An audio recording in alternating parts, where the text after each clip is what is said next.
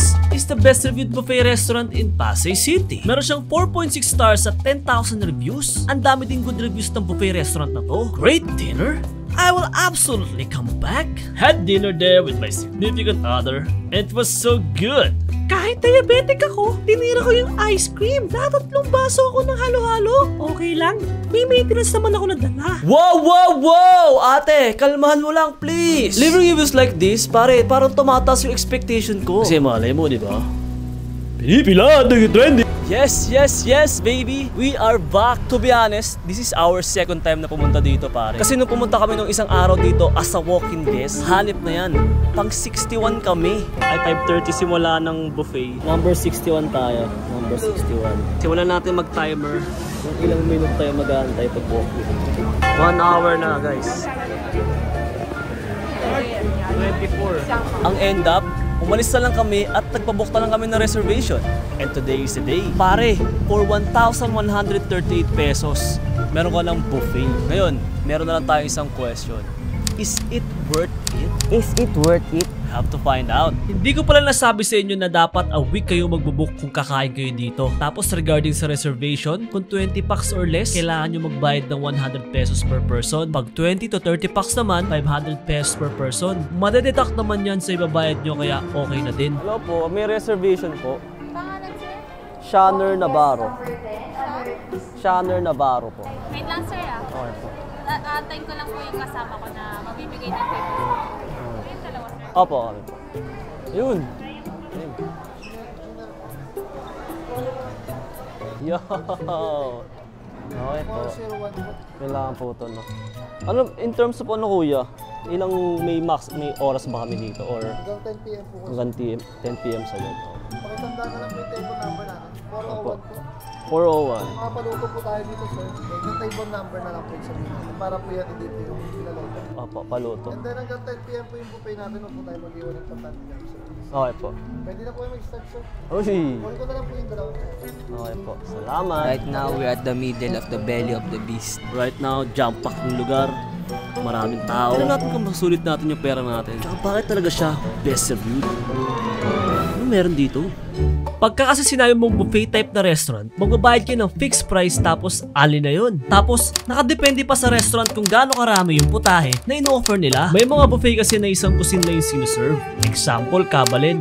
Filipino food lang yung sinuserve doon. Dito sa restaurant na to, maraming variety ng cuisine yung available na pwede mong matikman. For the price of 1,138, baka kasi more on quantity over quality yung focus dito. Japanese station. Gusto mo sa sashimi, bro? Meron dito, pare. Salad station. Uy, salad. Pastry station. Oh, ang daming pandesal. Yung pandesal. Grabe, ang daming cheese dito, guys. Oh, naglalaway na ako. Oh my god. Dito yung paluto station nila, pare. Yan. Ang sarap, tol. Yan, fresh. Pickles. Oh, eto paborito ko, pare. The pizza station. Oh, mamma mia. Uy, may cheese wheel. Ang laki ng cheese wheel. Wow. Halo-halo station, brother. Am I in India?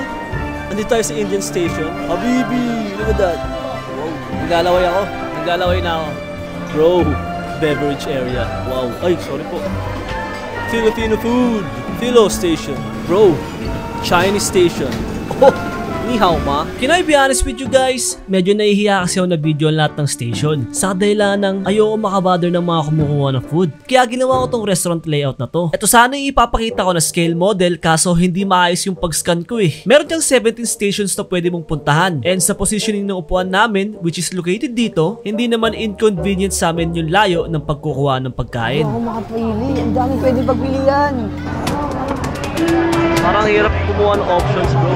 Hiwalay muna kami ni Dab kasi parang trip ko yung bandang Indian station. Natatakam ako sa curry eh. Tapos kumuha ako ng lechon rice at sausage. Since magkatabi lang sila. Sobrang lasa music dito, guys. Hindi ko lang po narinig nyo ako. Pero ito na yung first plate ko, pare. Chichibog na ako tol. Ewan ko dyan kay Dab, bakit kaya wala pa siyang nakukuha? Pero kung napanood mo na yung video namin noon, kung paano namin binawi ni Dab yung binayad namin sa Vikings. May dalawang klase ng tao na kumakain sa buffet. Person number 1, kakain lang siya. I-enjoy niya lang yung pagkain niya. Person number 2, babawiin niya yung binayad niya by eating the most expensive food sa buffet. Simple lang naman yung rules. Bawal kang kumain ng carbs at bawal kang uminom ng tubig. Sisimutin mo hanggang sa huling sentimo na binayad mo. Anyari kay Dab? Ba't ang tagal niya kumuha? Nakuha na ako na akin. Ito na ang aking first plate. Kumuha ako ng talong, tas gulay, tas sausage. You know how Filipino I am. Yon, thank you po. Salamat. Uy! Second plate. Pangalawang plato, pare. Sidab, pang ilang plato mo na yan? Una ko pa lang. Panguna pa lang. First plate. Solid, tol. Second plate, yung pagka-Pilipino ng ginawa na. Gusto ko matikman nyo, rice. Ha? Busog ka na kagad? Oo, hindi ako nag-breakfast eh. Hanggat 10 pa naman tayo dito eh. Tama kayo na narinig, 10 PM pa. Wala silang limit sa oras. And yes, I'm old enough to drink this Bond juice. Pero, eto ako, on my third plate, subukan nating magpaluto. Kuya, po kuya.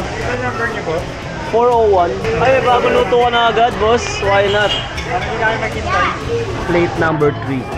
Salmon lahat yan, pre. Shanner po. Sir, iwan ko lang sa inyo yung bill out. Until 10 PM pa naman po tayo. Okay. Pag gusto nyo na pong pa-bill out, saka under na lang po. Alright po, thank you. Inabot na yung bin para masikaso yung bin kung gusto nyo na magkasikaso yung bin. To be honest, medyo cool na ako pre. Siguro from 1 to 10, 6 out of 10. Siguro dahil sa kanin pre. Pero pre, kailangan natin sulitin yung pinakain natin. Siyempre, dito pwede mawala. Restroom check. Ay! Merong humidifier, bro. Hey! Hindi siya totoo, guys. Lababo wise. Washing area. Solid. Solid. Yung mirror. Sarap po naman pagkain dito, no, kuya, no? Urinals. Uy, meron ditong 4 na urinals, tol.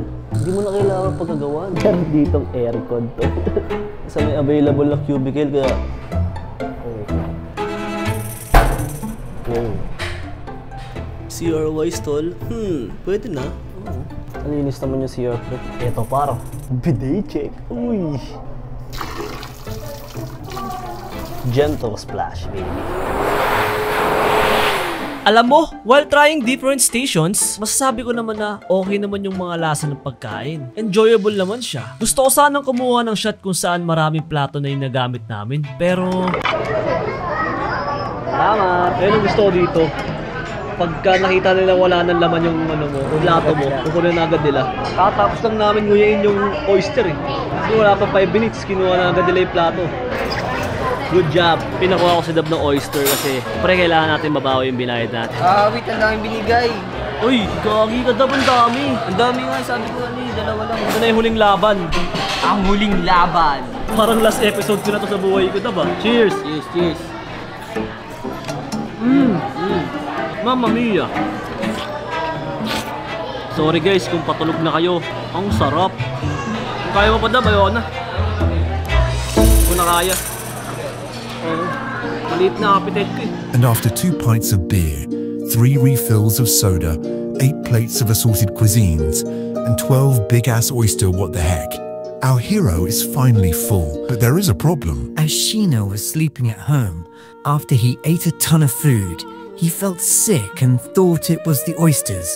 But no, it was the unfair review that he did. The price of weekdays and weekends isn't the same. What is the difference between the two? Now Sheena is about to Yo!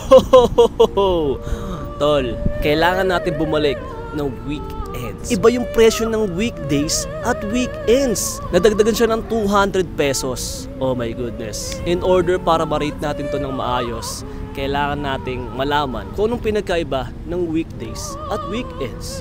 Sa tingin mo daw anong pinagkaiba? Mas masarap pag weekends. Nagpa-reserve pala ulit kami kasi mahirap mag-walk-in. Tara.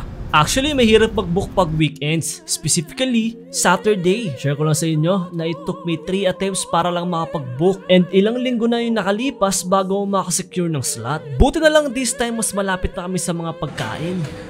Shout out to my YouTube viewers. Nakalive tayo sa YouTube, guys. Hindi pa na-subscribe. mag-subscribe kayo dahil may mga trip tayo na ganito sa YouTube yun. Ay kayo sa YT guys. Hindi ko talaga alam anong pinagkaiba ng dalawa kasi yung mga stations from before parehas lang naman. Pero while editing may mga nagbago sa mga footage. Tulad ng paluto station na dumami yung options. May prosciutto na din. May kamahalan niya yung mga ganitong nilalabas pag weekends. Chef, pwede mo magtanong Chef, ano po pinagkaiba ng weekdays buffet tsaka weekends buffet?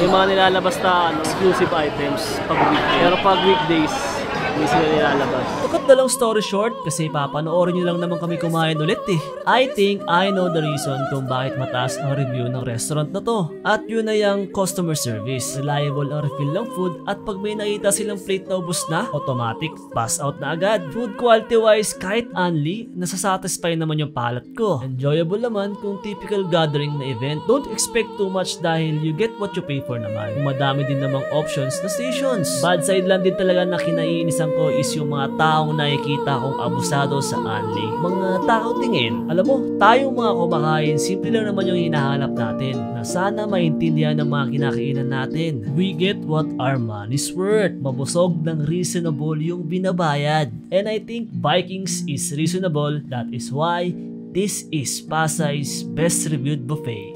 5 stars.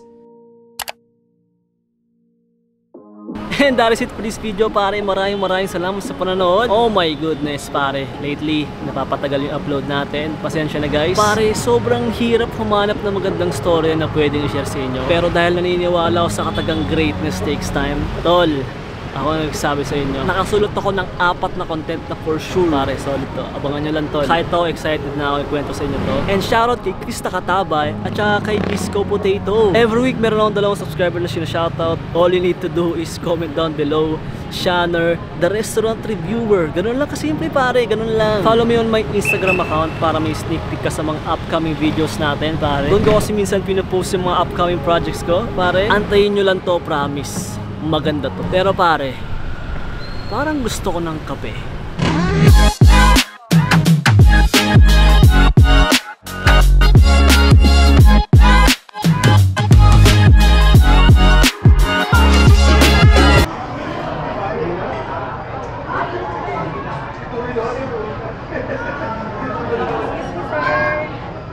Sir, ask ko lang kung magkano yung binigay ng lunch.